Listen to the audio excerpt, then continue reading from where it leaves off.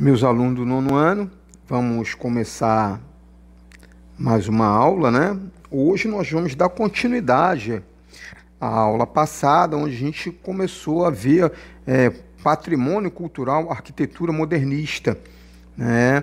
E dentre os assuntos que a gente vai ver nessa unidade 2 do módulo 3, a gente vai fazer uma breve introdução, vamos falar do modernismo na arquitetura brasileira, vamos falar também de Brasília como patrimônio cultural e vamos encerrar a unidade com as atividades relativas. A nossa aula está baseada na página 129 até 139, tá? E vamos continuar. Bem, o modernismo, tá? O modernismo ele nasceu com o desejo de romper com os padrões estéticos, tá? E criar obras que dialogassem com questões e transformações do tempo. Onde surgiu a arquitetura modernista? A arquitetura modernista surgiu na Europa, tá?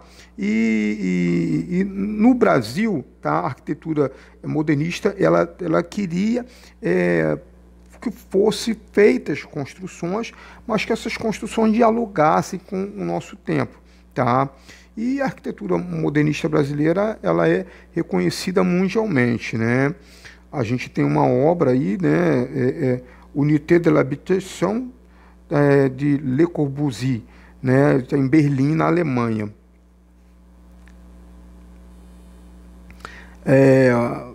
E uma das obras dessa época, né?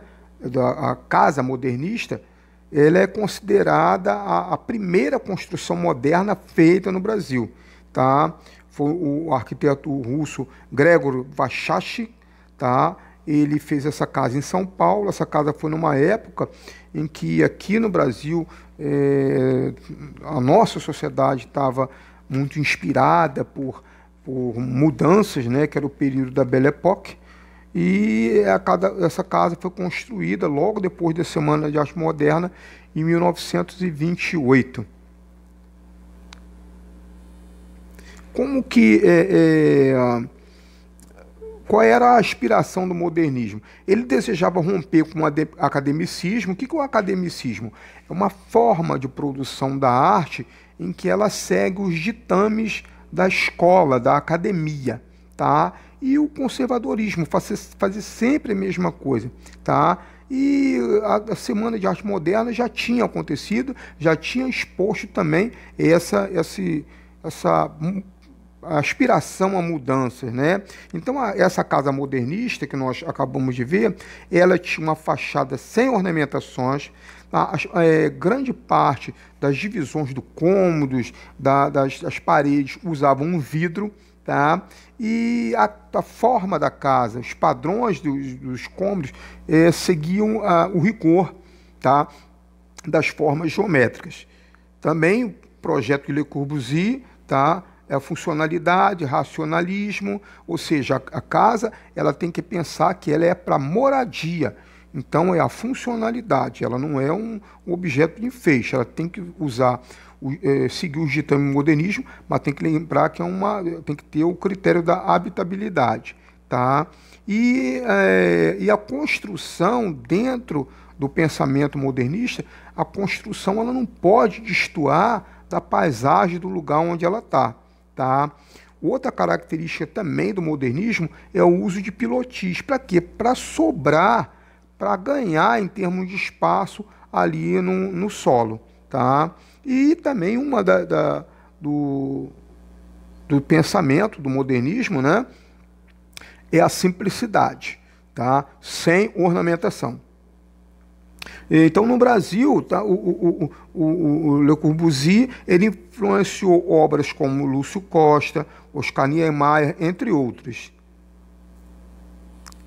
Tá? Então, nós temos aí o Palácio Gustavo Capanema, no Rio de Janeiro. Foi construído de 1937 até 1945, e o arquiteto que planejou, né, foi o Lúcio Costa. E nesse prédio funcionou o antigo Ministério da Educação e da Saúde.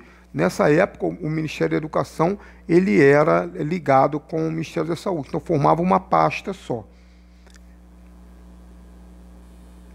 Bem, bom, mas e o modernismo na arquitetura brasileira?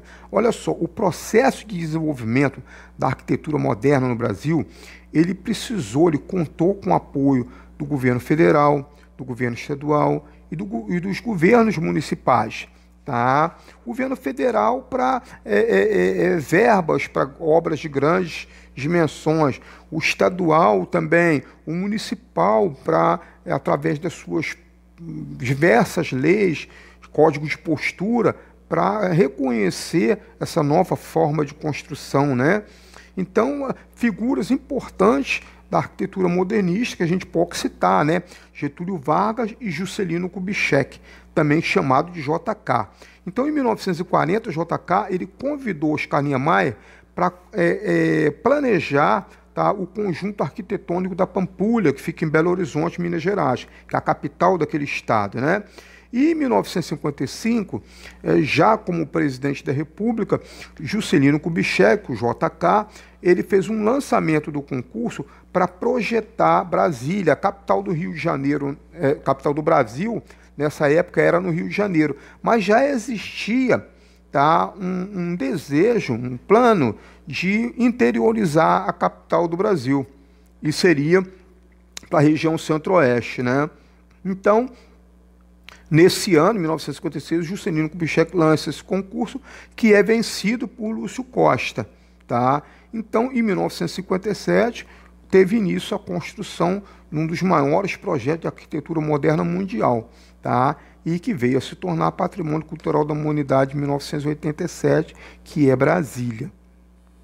Tá? E nós temos aí, né, o edifício Niemeyer, de Oscar Niemeyer, construído em 1954 em Belo Horizonte. Tá? Outro projeto arquitetônico moderno é o MASP, né, o Museu de Arte de São Paulo, Assis Chateaubriand, de Lina Bobardi, né, de 1968, que é o maior edifício, o edifício com o maior vão livre do mundo. São 70 metros de vão livre. Eu vou explicar para vocês o que é vão livre. Olha só, notem que o prédio, tá, ele tem a parte de baixo livre e ele tem uma espécie de dois L's, né? 4 L's, 2 de cada lado, e esse L, uma viga em formato de L, está segurando o prédio propriamente dito, onde está o material exposto no Museu de Arte de São Paulo. Então, o que acontece? Olha, o vão livre é justamente isso. Não tem coluna e todo o peso sustentado por esse quatro conjunto aí de vigamento. Tá?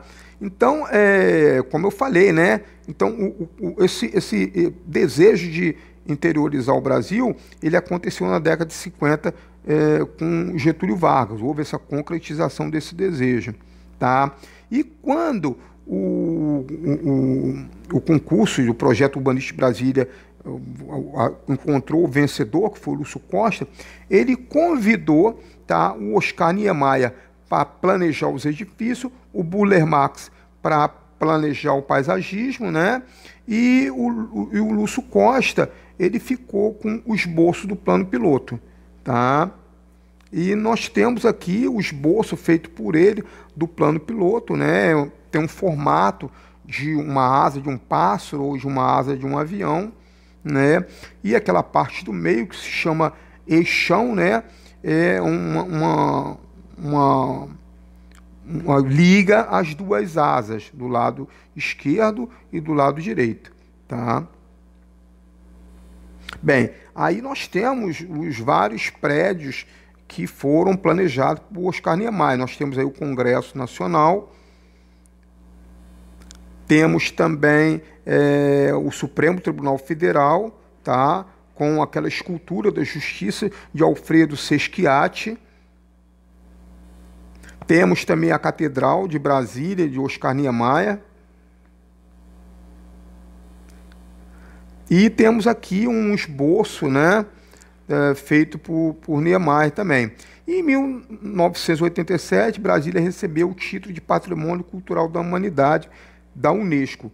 tá? Mas para que isso acontecesse, foi necessário, né, que fossem elaboradas leis que protegessem o projeto urbanístico e os edifícios, para que não fosse mudado.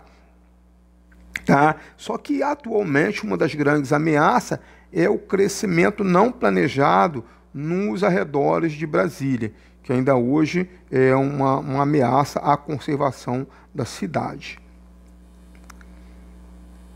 Bem, eu vou pedir para vocês, para com base na aula passada e nessa aula de hoje, vocês resolverem os exercícios da página 137 até a 139. Então, por hoje é só e um abraço para vocês.